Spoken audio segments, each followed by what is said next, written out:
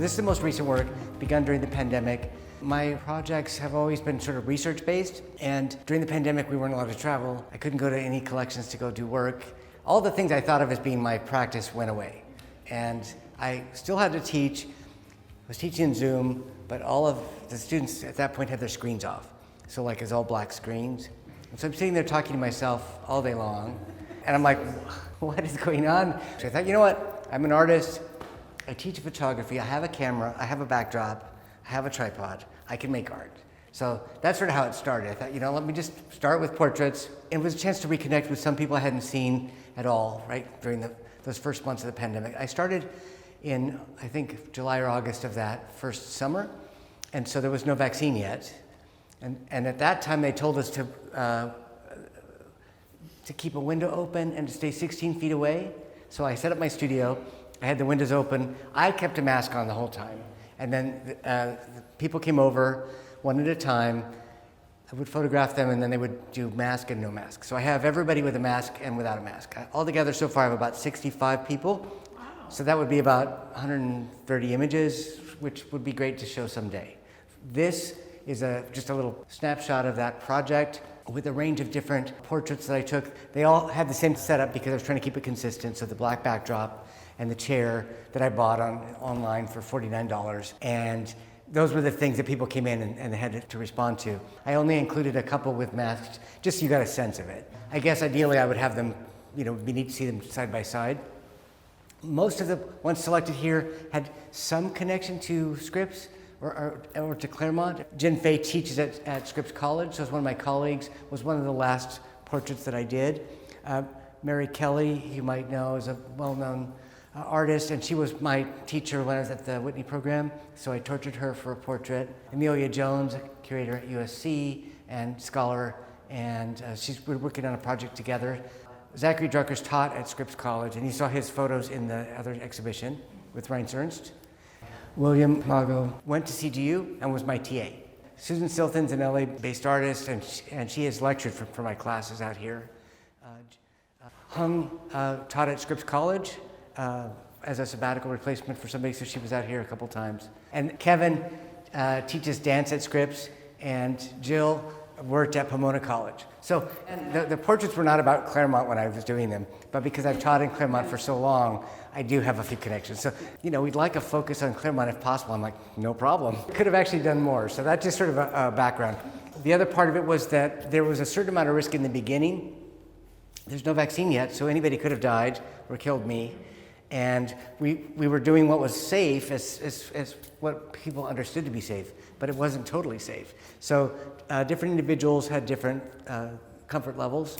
And I think a bit of it for me was that aspect of both community and of spending time with each other was part of the idea. So that we were willing to, if this was the new reality forever, that there's a certain amount of risk that I was willing to take on if they were willing to join me in that. And so the conversations at the beginning were very intense because everybody had been really isolated. And so they were, we would talk, and then usually we go outside and have a glass of wine or coffee or something at the end. And so they were really about community. Some of the people I didn't know very well before, and so it was a chance to get to meet them, like some of my Scripps colleagues that we'd never spent 2 hours together before. And so it was I think for me, the pandemic was an opportunity to think about what we've lost, what we want to keep, I guess making decisions about what my life would be if I was going to survive it. And so I think remembering people and creating images of them was something I felt was worth doing.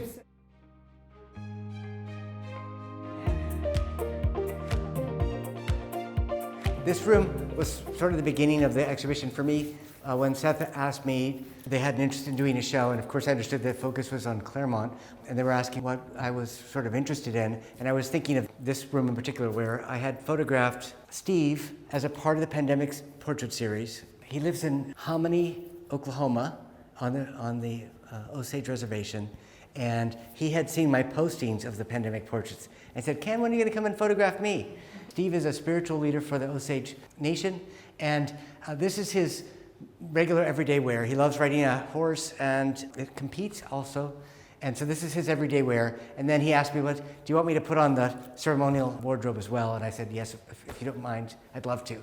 And so that's what you see here is traditional Osage items that he would wear to special events. And so in this particular case, the feathers are used for blessings, and he came and blessed a photograph I took of mine for that's at the Smithsonian National Portrait Gallery, which is on the far wall over here. Basically, how did I get to know Steve?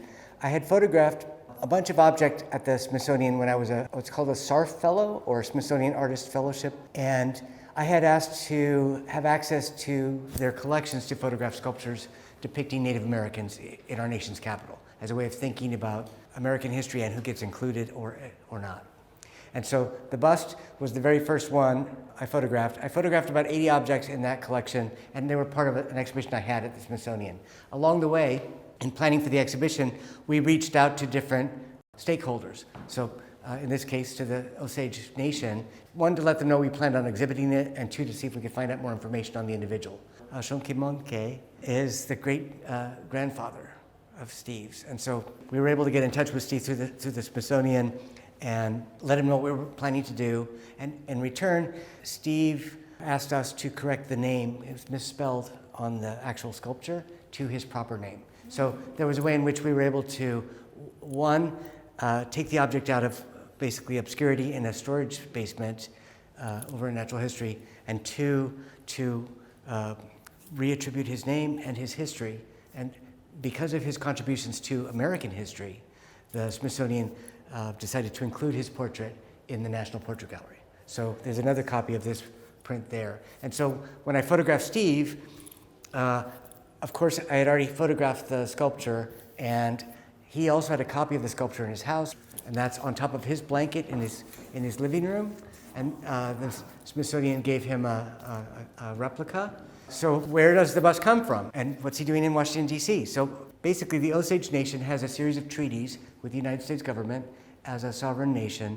And so in 1904, Shonkimonke had to come to D.C. to sign some treaties. And the treaties, unlike other Native American nations, the Osage retained many of the rights to what's below ground and to oil, as you might know from recent. Right. So you might know of the current Scorsese film around that history and that region of the country. So he was there to sign some treaties as a representative of the Osage Nation. While he was there, they made a cast of his face at Museum of Natural History, which was a common practice of basically a plaster mold of just this part of the face normally, that they would then store, and then later they would then recreate heads for display, or busts in this case. So the bust format is a construction, obviously referencing the history of art and ancient Roman busts, meant to be on display in most likely in a natural history exhibition, possibly the Louisiana Purchase exhibition or other exhibitions from that period. And these busts were intended as educational displays as opposed to artistic displays. So when we look at them, a painted plaster bust, we don't tend to think of that as a fine art object, and they are generally in disrepair, as you can see from the notched edges and stuff. It has since been restored, at least partially restored by the Smithsonian, and is on view currently at the National Portrait Gallery, where it was with the portrait as well. So this room was the idea of bringing the two together. So on the one hand, the pandemic portraits had brought me face to face with a bunch of individuals that I knew or wanted to know better. And in this room, I wanted to bring together these two pieces of my practice, which included the portraiture, but also included the research.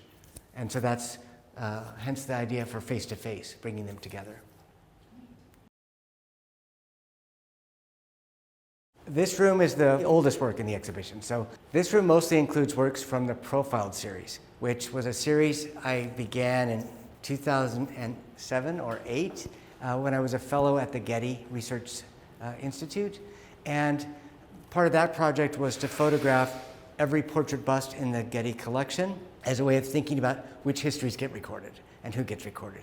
Of course, I understood the basics of what their collection is, that there are no Latinos in the collection. There's very few persons of African descent. There's very little diversity because it largely reflects the European art of the of an earlier era. So that's where the project began. From there, I started looking at other depictions. So you see on the back wall, these are all images of famous white men from the Smithsonian's collections, and including Abraham Lincoln, George Washington, Marcel Duchamp, and they're all in plaster. So very much like the second room where you see the busts of Native Americans. So this idea of collecting busts or plasters of famous people was part of this idea of preserving history. This strategy was later replaced by the development of photography and the idea that you could photograph individuals. So I often suggest that plaster was the first photography, the idea of the indexical face cast made of the individual. This chair was part of an earlier project that I created in 2008, and basically this was designed by Lavater and entitled A Sure and Convenient Machine for Creating Silhouettes. And the idea was that you could put the individual inside the chair and you could draw their silhouette. Do this without messing up. So that we could adjust our shoulder, and then you would get on this side, and using a solar candle, you'd be able to create my silhouette. This contributed to the beginnings of thinking about physiognomy and phrenology, and basically the idea that physical bodies tell moral stories, right? Which led eventually to institutional racism and other ideas. As far as I know, this object was never built, and the design for it is a textual description in the 1780 text, and so I used the text to then recreate it. Yeah, I had it fabricated. I didn't carve all the wood, but yes. So it's at scale. I had to make a lot of design decisions about how it would work and what the intentions might have been, since there was no original. There's only a paragraph description. For example, it calls for a solar candle. Anybody here know what a solar candle is? No. So a solar candle, unlike a physical candle, is actually just a mirror on a head. So a mirror will reflect the light of the sun and create this intense ray. So it's actually the most beautiful, creates the most beautiful line you've ever seen because it's so clean and crisp. And you can totally see where the beginnings of photography are, right? So this, unlike a camera, this drew with shadow. So with shade. And so whereas we think of the camera as the pencil of light, this is the sort of the chair of dark. And it's the first failed camera from 1880. Doesn't work, but the impulse is the same. They're trying to find a way to create an image that will have an indexical relationship to the real, and they would use that relationship to determine the value of individuals. So it was going to do all the things that photography is going to do when we get to it, right? But it hasn't happened yet. So this was important for me to thinking about the construction of both of race and of whiteness as a race, or an extension of that. Now this wall here, you see this is from a slightly later design. Basically, the French sent a series of expeditions to Antarctica and around the world to sort of discover the world and claim their global terrain. And they come up with this design for a machine, which is actually in Paris at the Musée de l'Homme, where you can still go see it. And it's meant for measuring heads, but not actual heads. It's meant for measuring plaster heads. So the idea was you would go to these different colonies, you would make a cast of the indigenous people, and you'd take the cast back to Paris, where they could measure it and determine the moral quality of these individuals or communities or cultures, and potentially the economic opportunities as well, right? So they're looking for information on all things. This has a drawing of my head a few years ago, before I had glasses, but it's a drawing of my head as a bust inside the machine. And so these two things are looking at basically the legacies that lead to the invention and ultimate use of photography as a medium, as a device. So if these were about sort of constructions of whiteness in the Smithsonian collection, then on this far wall, we see other responses to that. So in the middle, we have America by Powers, but America is turning her back to us. It's from a plaster original, meaning when you were making commissions for large monumental works, you would make a plaster model and you'd show that to your potential patrons, and they'd say, yeah, that looks great, let's buy it. Or in this case, they'd say, no, thank you. Great idea, but we're going to go with somebody else. So it never gets made. It's in the Smithsonian. It's plaster, so it's rather delicate. It's got the various pointing marks. It's what's called a pointing model. And in this case, she's turning her back to us. So part of the idea was in the exhibition at the Smithsonian, which was on view at the time that former President Trump was in office and was notorious for his comments against Mexican Americans and persons of Mexican descent, I wanted to kind of create a response. So my response was basically with America turning her back to us. There was the history of famous white men on one wall, and then a series of the busts of Native Americans on the other wall, and as a way of thinking about sort of the state of the nation at that time.